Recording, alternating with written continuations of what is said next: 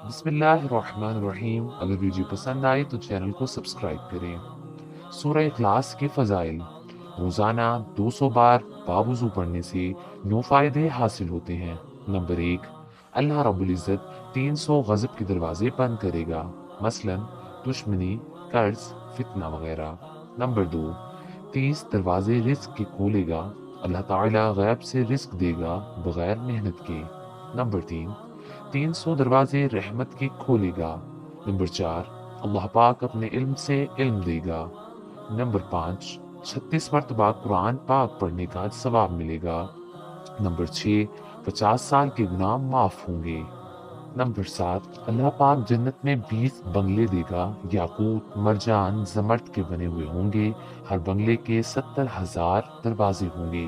Number 8, 2000 रकात नमाज नफल पढ़ने का सवाब मिलेगा।